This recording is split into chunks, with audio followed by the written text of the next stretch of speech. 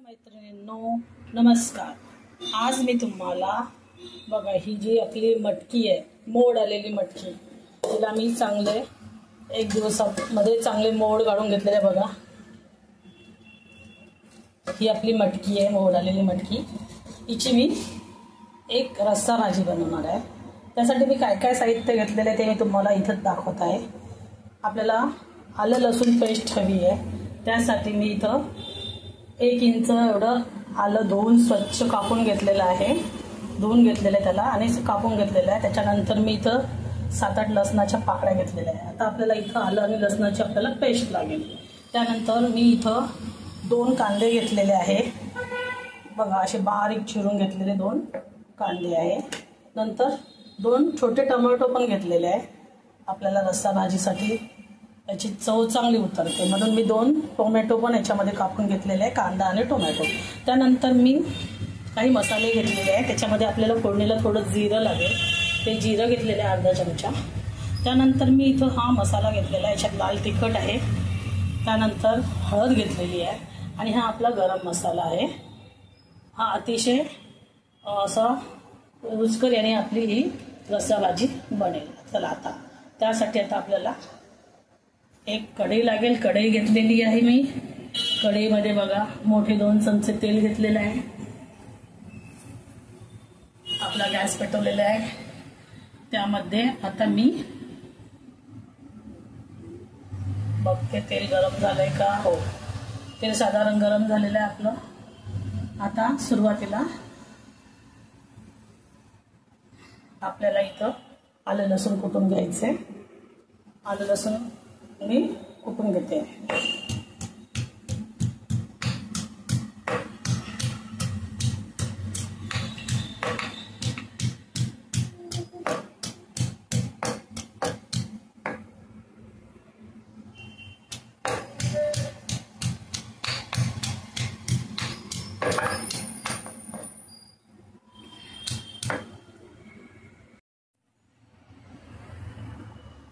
तेल आता आपलं गरम झालेलं आहे। त्याच्यामध्ये मी हे जिरं टाकते। जिरं, त्यानंतर मी इथं हे जे आलं लसूण कुटून घेतलेलं आहे ते टाकणार आहे। त्या अगोदर मी हे थोडेसे कढीपत्त्याची पानं हे फोडणीत घालणार आहे।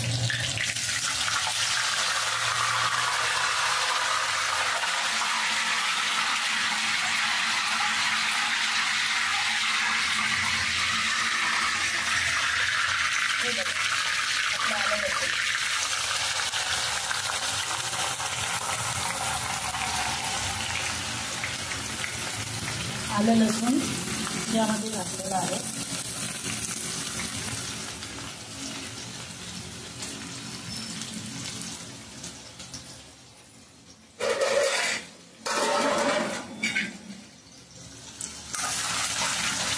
आता हे आपलं आलं लसूण आणि ही कढीपत्त्याची पानं जरा आपण छानपैकी तिची खमंग फोडणी बनवून घेऊया आणि नंतर आपण यामध्ये आपले सुके मसाले घालू।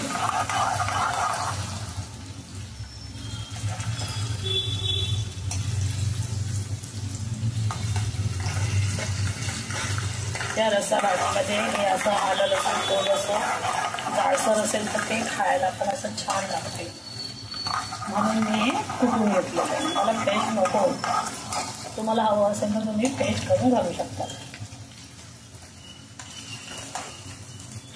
आता हे आपलं आलं लसूण बघा अशा पद्धतीने थोडंसं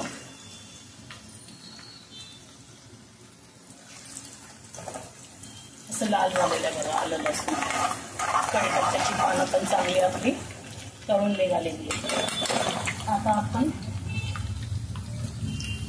यामध्ये घालणार आहोत हे आपलं सुरुवातीला घालणार आहे आपलं हे कांदा आणि टोमॅटो।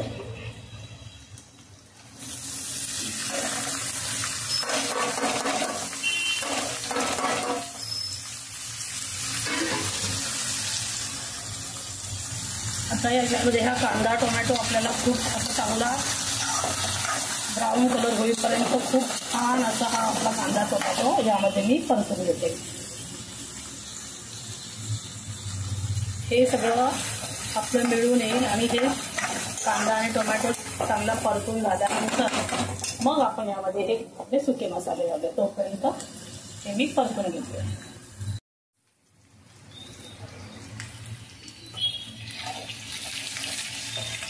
बघा अशा प्रकारे आपला कांदा टोमॅटो बघा हे असं एकदम लाल असं परतून झालेलं आहे. बघा ते कसं दिसतं. एवढा छानपैकी असा कांदा आपला तळला गेला पाहिजे. त्याच्यामध्ये टोमॅटो पण तळले गेलेले आहे. एक छान असं हे मिळून आलेलं आहे कांदा टोमॅटो. आता आपण या स्थितीलाच आपण याच्यामध्ये हे जे सुके मसाले आहे हे सुके मसाले यामध्ये टाकून घेऊ.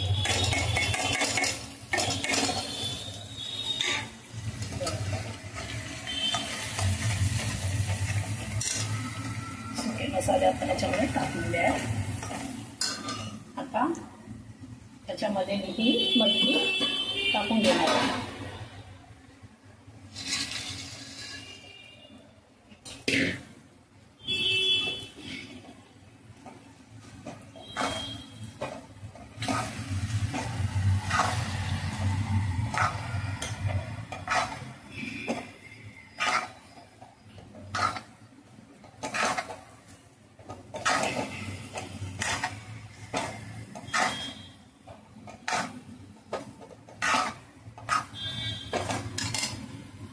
बघा अशा पद्धतीने आता ही सगळी मटकी मिळून घेऊया. नंतर यामध्ये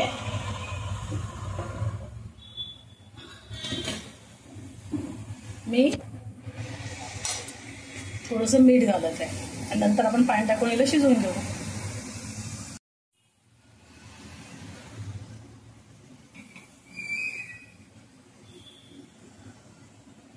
हे मीठ याच्यात टाकून घेते.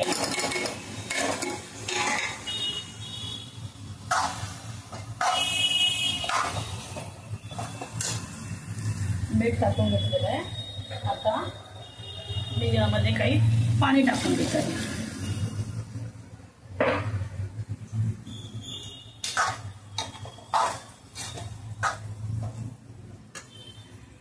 बघा आता मी याच्यामध्ये हे शिजवायला ठेवते.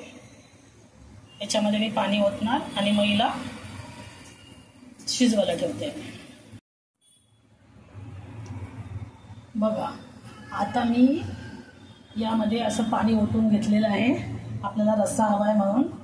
आता आपल्याला ही मटकी शिजून घ्यायची आहे या रस्स्यामध्ये. त्यासाठी मी याच्यावर आता एक झाकण ठेवते. आता आपल्याला शिजेपर्यंत त्याच्यानंतर मी तुम्हाला दाखवते आपली रस्सा भाजी कशी झाली.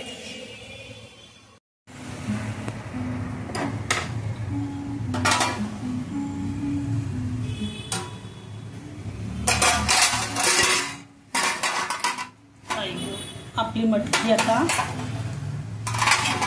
चांगली शिजलेली आहे. बघा आता ही छानपैकी बघा त्याच्यामध्ये रस्सा पण आहे मटकीला चांगला.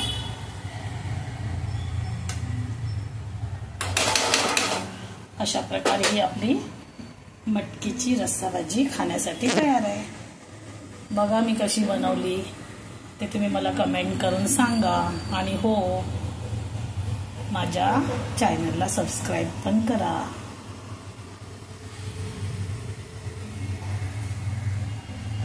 धन्यवाद.